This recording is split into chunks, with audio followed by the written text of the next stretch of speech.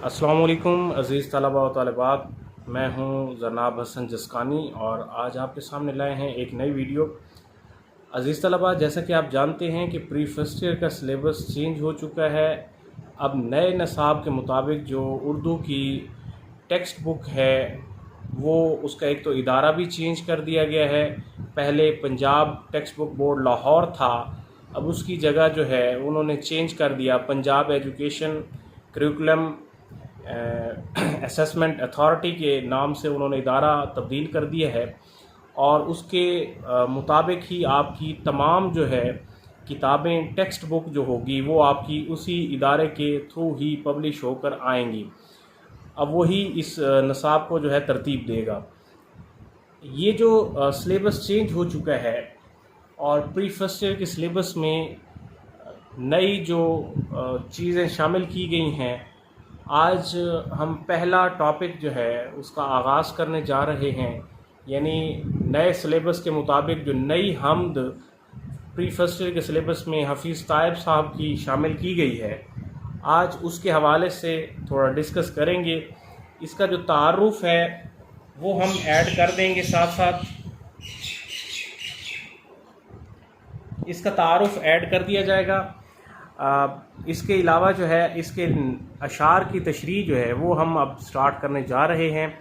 सबसे पहली बात कि पहला शेर है, नज़्म का उन्वान हमद है और हफीज़ ताइब साहब की लिखी गई है। सिन्फ नज़्म निगारी है माखिज़ कायनात हफीज़ ताइब। ये उनका कुलियात है जिससे ये नज़्म जो है आखज़ की गई है यानी ली गई है। अब उसमें पहला शेर है जी, किसका निज़ाम राह नुमा है उफ़क़ उफ़क़, किसका दवाम गूंज रहा है उफ़क़ उफ़क़। देखिए अज़ीज़ तलबा, इसमें सबसे पहली बात ये मतले का शेर है क्योंकि इसके दोनों मिसरे मुकफ़ा हैं और मुरद्दफ़ भी हैं, इनमें रदीफ़ भी मौजूद है और मुकफ़ा भी हैं। देखें अब ये है उफ़क़ उफ़क़, इसमें रदीफ़ इस्तेमाल की गई है क्योंकि इस मिसरे में भी है, हर दूसरे मिसरे में ये फिर शामिल रहती है, हर शेर के दूसरे मिसरे में। लेकिन जो मतला होता है इसके दोनों मिसरों में, पहले मिसरे में भी, मिसरे ऊला में भी और दूसरे मिसरे में भी ये शामिल होती है। अब यहाँ इसमें नुमा, रहनुमा जो है नुमा अलिफ पे ख़त्म हो रहा है और रहा जो है अलिफ पे ख़त्म हो रहा है। इसी तरह जमा है, खुला है, ये अलिफ पे ख़त्म हो रहे हैं। ये काफ़िए का इस्तेमाल किया गया है। लिहाजा सबसे पहली बात, इसमें जो है ये उफ़क़ उफ़क़ लफ्ज़ों की तकरार मौजूद है। इसको सनत तकरार कहते हैं, यानी एक लफ्ज़ का शेर में बार बार रिपीट होना। जैसे झलक झलक है, नज़र नज़र है, उफ़क़ उफ़क़ है, ये लफ्ज़ बार बार रिपीट हो रहे हैं तो ये देखें सनत तकरार के ज़ुमरे में आएंगे, सनत तकरार। अब इसी तरह ये उफ़क़ उफ़क़ का लफ्ज़ दूसरे मिसरे में भी ऐसे ही है। अब ये किसका और ये किसका, ये सनत इस्तेफ़ाम का इस्तेमाल किया गया है। यानी सनत इस्तेफ़ाम क्या किसे कहते हैं कि यानी शेर या मिसरे में सवालिया अंदाज़ अपनाना, यानी सवाल का सा अंदाज़ अपनाना, वो सनत इस्तेफ़ाम के ज़ुमरे में आता है। यानी कब, क्यों, कैसे, किसका, ऐसे अल्फाज का इस्तेमाल जब किया जाए तो वो सनत इस्तेफ़ाम का इस्तेमाल होगा। तो ये पूरी नज़्म में सनत इस्तेफ़ाम और सनत तकरार का इस्तेमाल किया गया है।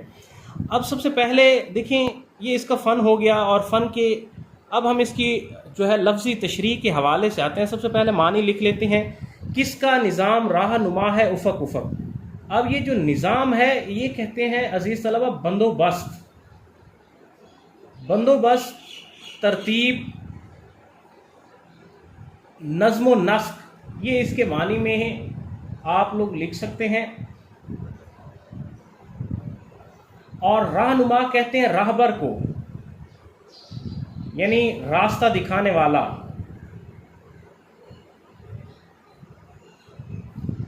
उफ़क़ का मतलब होता है ज़मीन और आसमान को मिलाने वाला किनारा। शायर ने इसकी मुराद ली है हर समत चार सू, हर जगह, ये शायर मुराद ले रहा है उफ़क़ उफ़क़ से। दवाम का मतलब होता है हमेशगी, पायदारी, گونج کا مطلب ہوتا ہے آواز کا دور تلک جانا، اور افق، افق کا پھر وہی مطلب ہوگا، یعنی ہر جگہ ہر سمت۔ یہاں دراصل شاعر کہنا کیا چاہتا ہے، اب یہ معنی آپ کے سمجھ میں آگے ہوں گے کہ کس کا نظام راہ نما ہے افق افق، کس کا دوام گونج رہا ہے افق افق۔ یعنی شاعر دراصل اس میں کہنا چاہ رہا ہے کہ کون سی ایسی ہستی ہے کہ جس نے اس کائنات کے نظام کو ترتیب دیا ہوا ہے اور اس کا نظم و نسق چلا رہا ہے، اور بالکل درست راستے پر ان کو جو ہے ہر ایک چیز کو درست راستہ دکھانے والی ذات بھی کون سی ذات ہے جو ہر سمت پھیلی ہوئی ہے۔ یعنی کون سی ایسی ذات ہے جس نے اس کائنات کے نظام کو کنٹرول کیا ہوا ہے، اور کائنات کا نظام صدیوں سے چل رہا ہے لیکن اس میں کبھی خلل نہیں آیا، تو ایسی کون سی ذات ہے؟ دراصل شاعر جو ہے سوالیہ انداز اپنا کر ہماری توجہ خدا تعالیٰ کی وحدانیت کی طرف جو ہے مبذول کرانا چاہتا ہے۔ دراصل وہ ہمیں کہتا ہے کہ وہ ذات جو ہے اللہ تعالیٰ کی ذات ہے جو 1400 سال سے، یعنی کہ اتنی صدیاں گزر چکی ہیں، کائنات کا نظام چل رہا ہے اور اس میں کبھی خلل نہیں ہوا، کبھی موسم جو ہے اپنی تبدیلیاں، یعنی سرما کی جگہ گرما کا موسم اور گرما کی جگہ سردی نے نہیں لی، اسی طرح سورج رات میں طلوع نہیں ہوا بلکہ دن کو ہی طلوع ہوتا ہے، اور چاند کبھی دن کو نہیں نکلا۔ یعنی ایک ایسی ترتیب موجود ہے، یعنی آپ دیکھتے ہیں سورج دن کے وقت ہی طلوع ہوگا، اپنے مقررہ وقت پہ طلوع ہوتا ہے، مقررہ وقت پہ غروب ہوتا ہے۔ اسی طرح چاند ستارے رات کو ہی آسمان پر چمکتے ہیں۔ ہر ایک چیز میں، کائنات کی ہر ایک چیز میں ایک ترتیب ہے، ایک تنظیم موجود ہے۔ تو اللہ تعالیٰ ان چیزوں کو صحیح، حقیقی اور راہبر ہمارا کیا ہے؟ اللہ تعالیٰ ہے، جو ان چیزوں کو، یعنی ان چیزوں کی رہنمائی کر رہا ہے، اور یہ کائنات کا نظام ایک ترتیب کے ساتھ چل رہا ہے۔ شاعر کہتا ہے افق افق، یعنی ہر سمت، جس طرف بھی آپ کی نگاہ جائے گی اس کے نظام میں ایک ترتیب، ایک تنظیم، ایک نظم و نسق آپ کو واضح طور پر نظر آئے گا، اور اسی سے ہی اندازہ کر لیں گے کہ یہ ان کو چلانے والی ذات کیا ہے؟ خدا تعالیٰ کی ذات ہے، وہی واحد لا شریک ذات ہے جو اس کائنات کے نظام کو چلا رہی ہے۔ پھر اس کے بعد بیٹا اگلے شعر میں، اسی شعر کے دوسرے مصرے میں وہ کیا کہتا ہے؟ کس کا دوام گونج رہا ہے افق افق۔ اب یہ دوام سے مراد ہے ہمیشگی، یعنی پائیداری۔ پھر اس کے بعد گونج کا مطلب ہوتا ہے آواز کا دور تلک جانا، یعنی شاعر یہاں کہتا ہے کہ کون سی ایسی ذات ہے جو ہمیشہ رہنے والی ہے، اور جس کو مطلب یہ کائنات اگر ختم ہو جائے گی پھر بھی اس کی ذات ہمیشہ باقی رہے گی، یعنی ابد الآباد کی صفت جو ہے خدا کی، یعنی اس کائنات کے فنا ہونے کے بعد بھی وہ ہستی زندہ رہنی ہے، اس کو دوام حاصل ہے، اس کو پائیداری حاصل ہے، مضبوطی حاصل ہے، یعنی اللہ تعالیٰ کی ذات ہے جو ہمیشہ اس دنیا میں اس کے نظام کی گونج سنائی دے رہی ہے، اس کی دوام کی گونج سنائی دے رہی ہے کہ اللہ تعالیٰ جو ہے ہمیشہ رہنے والا ہے، ابد الآباد ہے، یعنی ابد الآباد تک اس کا وجود برقرار رہے گا، کوئی ایسی ذات نہیں جو اس کے ہمسر لائی جا سکے۔ وہ کون سی ایسی، پہلے کس کا لفظ اٹھا کے شاعر دراصل سوال اٹھا کر خدا کی دوام کی، یعنی ابد الآباد تک موجود ہونے کی، یہ جو ہر ایک ذرے میں، کائنات کے ہر ایک ذرے میں یہ جو گونج سنائی دے رہی ہے خدا کی وحدانیت کی، شاعر ہماری توجہ اس کی طرف مبذول کرانا چاہ رہا ہے۔ دراصل کس کا، یعنی سوالیہ انداز اپنا کے خدا کے ابد الآباد تک قائم رہنے، یعنی اس کے ہمیشہ باقی رہنے کی طرف، اس کی ایک ایک ذرہ جو ہے کائنات کا، جو یہ گواہی دے رہا ہے کہ خدا جو ہے ابد الآباد تک ہمیشہ موجود رہے گا، یہ اس کی طرف ہماری توجہ مبذول کرانے کی کوشش کی گئی ہے۔ تو یہ پہلا شعر تھا۔ اس کے بعد دوسرا شعر ہے، وہ کہتا ہے شان جلال کس کی عیاں ہے جبل جبل، رنگ جمال کس کا جمع ہے افق افق۔ اب شان کہتے ہیں وقار کو، عظمت کو، بزرگی کو، یعنی یہ تینوں مطالب اسی میں آئیں گے۔ جلال کہتے ہیں روب، دبدبا، روب و دبدبا۔ عیاں کہتے ہیں ظاہر، واضح، نمایاں، یہ تینوں ہی اس کے مطالب میں آئیں گے۔ جبل کہا جاتا ہے پہاڑ کو، ٹھیک ہے، رنگ جمال کہتے ہیں خوبصورتی کا رنگ.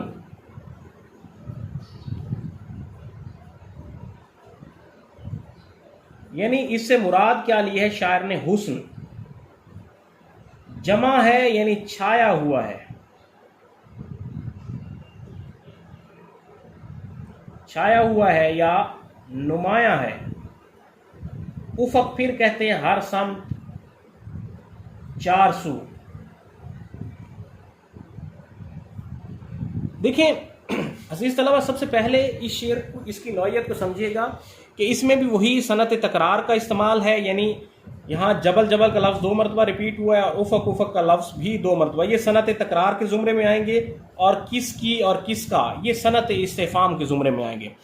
اب دیکھیں اس شعر میں دراصل کہتا کیا، اس کی لفظی تشریح کی طرف آتے ہیں. شاعر کہتا ہے کہ شان جلال کس کی عیاں ہے جبل جبل، کہ کون سی ایسی ذات ہے کہ جس کی عظمت، بزرگی، جس کا روب، دبدبا ہر طرف واضح نظر آ رہا ہے پہاڑوں کی صورت میں. یعنی پہاڑ آپ دیکھتے ہیں، یہ اب دیکھیں کائنات کے وہ مظاہر ہیں جو خدا کی گواہی دے رہے ہیں، اس کی قدرت کی، اس کی طاقت کی، اس کی قوت کی. یعنی یہاں سے اللہ تعالیٰ کی وحدانیت کی گواہی جو ہے وہ کائنات کے جو مظاہر ہیں، یعنی جو اللہ تعالیٰ کی مظاہر ہیں، یعنی جو اس کی قدرت کو ظاہر کر رہے ہیں، ان کی طرف اشارہ کر کے شاعر سوال اٹھا کے ہماری توجہ خدا کی طرف دلانا چاہ رہا ہے.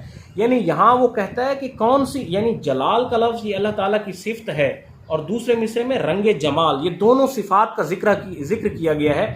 یعنی ایک جلال کی صفت ہے اور دوسری جمال کی صفت ہے جو خدا تعالیٰ کی ذات میں موجود ہیں. یعنی 2 صفات کا اس میں تذکرہ کیا گیا ہے. شان جلال کس کی عیاں ہے جبل جبل، عیاں ہے یعنی ظاہر ہے، کہ کون سی ایسی ہستی ہے کہ جس کا روب، دبدبا، جس کا وقار، جس کی شان وہ جو ہے پہاڑوں میں نظر آتی ہے. جیسے ہم پہاڑوں کو دیکھتے ہیں تو بلند و بالا چوٹیاں، حسین وادیاں، اگر اس کو ہم پہاڑ کو دیکھتے ہیں تو کہیں کہیں ہمیں خوف اس میں جو محسوس ہوتا ہے، کیونکہ اتنی بلند و بالا چوٹی اور اس کی ہوتی ہے کہ اس کے راستے اتنے دشوار ہوتے ہیں. یعنی اس پر انسان کو چلتے ہوئے خوف محسوس ہوتا ہے. تو یہ اللہ تعالیٰ کی ہیبت کا نمونہ ہے. یعنی اس کے اندر جو ہے اتنا جلال پایا جاتا ہے کہ یہ پہاڑ اس کے جلال کا نمونہ ہے. وہ مظاہر ہیں کہ اللہ تعالیٰ کے جلال کو ظاہر کر رہے ہیں کہ وہ اتنا جلال والی ذات ہے. اسی طرح دوسرے مصرے میں شاعر کہتا ہے کہ رنگ جمال کس کا جمع ہے افق افق. یعنی رنگ جمال سے مراد یعنی خوبصورتی کا رنگ ہے، یعنی حسن ہے جو کائنات کے ذرے ذرے میں موجود ہے.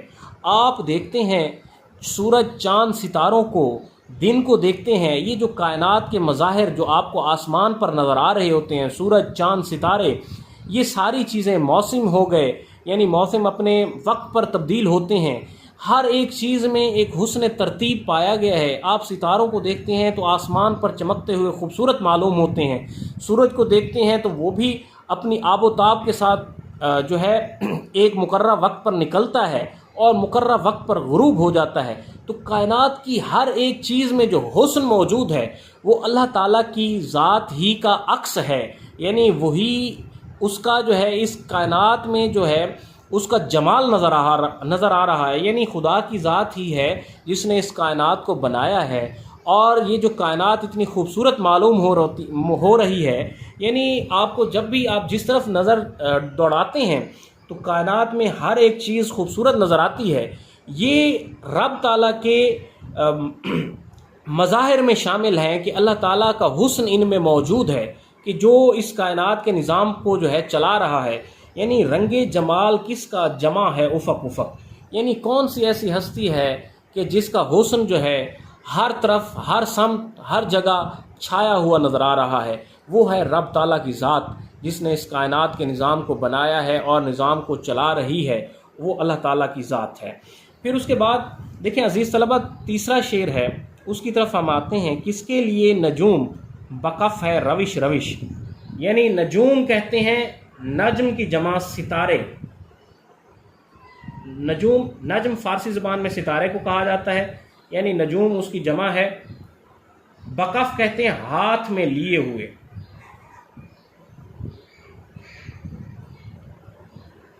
ہاتھ میں لیے ہوئے یعنی حاضر.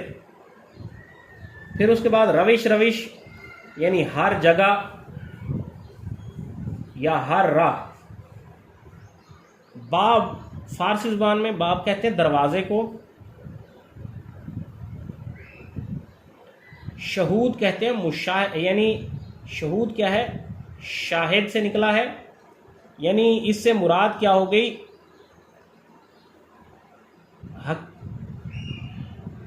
یعنی حقیقت کو جاننے اور پرکھنے کا ذریعہ. باب شہود کا لفظی مطلب آپ کے سامنے آئے گا کہ مشاہدے کا دروازہ.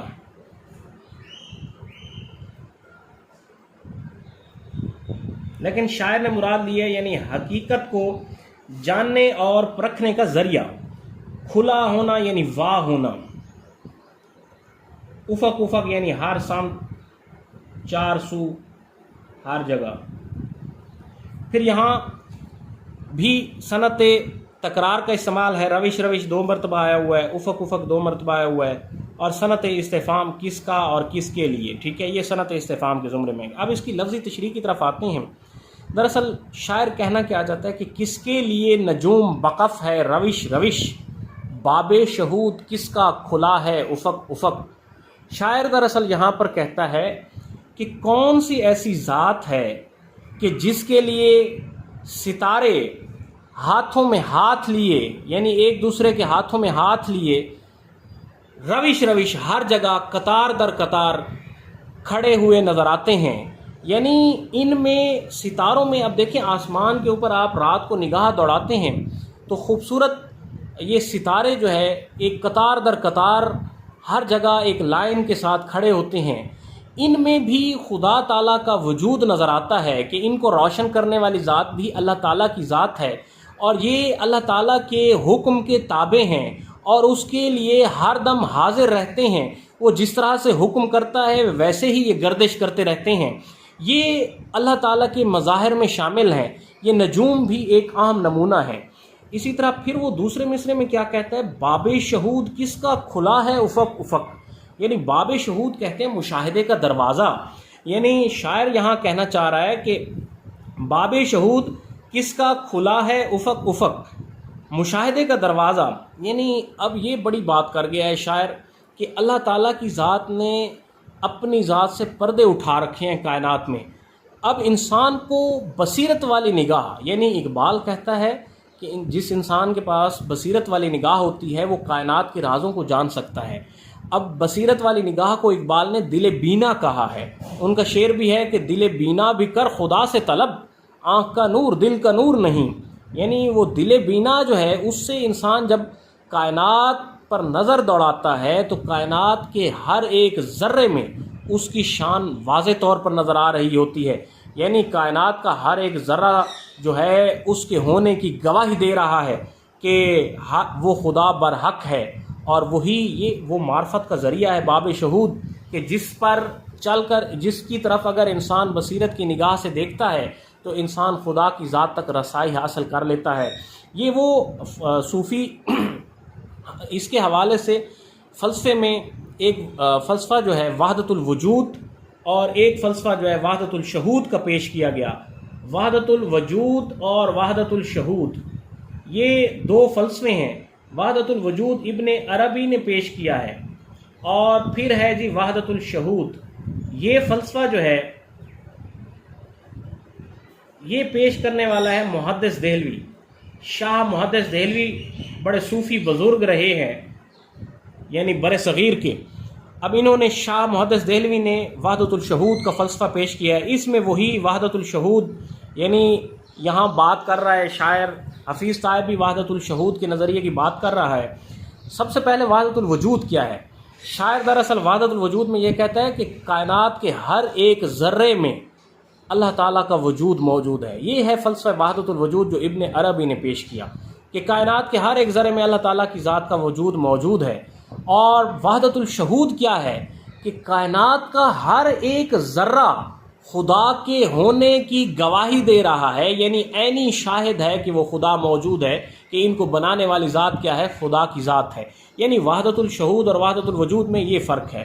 اب وحدت الشہود کی بات یہاں شاعر بھی کر رہا ہے کہ باب شہود کس کا کھلا ہے افق افق، کہ کون سی ایسی ذات ہے کہ جس کا باب شہود یعنی مشاہدے کا دروازہ کھلا ہوا ہے، یعنی کائنات کے لیے، یعنی لوگوں کے لیے، کہ لوگ جو ہے اس کو اپنے رب کو پہچان سکیں. اور کیسے پہچانیں؟ کہ کائنات کے جو اس کائنات میں جو اس کے مظاہر موجود ہیں، یعنی اللہ تعالیٰ نے کائنات کے ذرے ذرے میں اپنے ہونے کی، یعنی کائنات کا ہر ایک ذرہ جو ہے اللہ تعالیٰ کے ہونے کی گواہی دے رہا ہے. یعنی ہم درختوں کو دیکھتے ہیں، چرند پرند کو دیکھتے ہیں، ہم جانوروں کو دیکھتے ہیں، ہم انسانوں کو دیکھتے ہیں، ہم اسی طرح پودوں کو دیکھتے ہیں، درختوں کو دیکھتے ہیں، سبززاروں کو دیکھتے ہیں، چراگاہوں کو دیکھتے ہیں، پہاڑوں کو دیکھتے ہیں، سمندروں کو دیکھتے ہیں، ہم سورج کو دیکھتے ہیں، چاند کو دیکھتے ہیں، آسمان کی طرف نگاہ دوڑاتے ہیں، ستاروں کو دیکھتے ہیں، موسموں کی تبدیلی کو دیکھتے ہیں.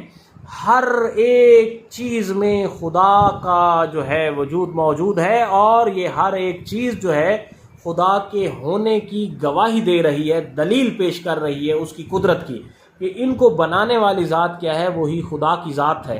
یہاں شاعر یہی بات کہہ رہا ہے کہ باب شہود کس کا کھلا ہے افق افق، کون سی ایسی ذات ہے کہ جس نے حقیقت کو جاننے اور پرکھنے کا ذریعہ جو ہے کائنات میں اپنے مظاہر رکھے ہیں، اور یہ مظاہر اس کے ہونے کی گواہی دے رہے ہیں کہ وہ خدا کی ذات اس کائنات کے نظام کو چلا رہی ہے، وہی اس کا نظم و نسق بہترین طریقے سے چلا رہی ہے.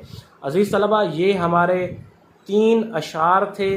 اس کے بعد ہم اگلے 4 اشعار، اس میں ٹوٹل 7 اشعار شامل ہیں حمد میں، 4 اشعار جو ہے اس کی پھر نیکسٹ ویڈیو میں ہم اگلے 4 اشعار کی تشریح کریں گے. اوکے جی، اللہ حافظ، دعاؤں میں یاد رکھیے گا.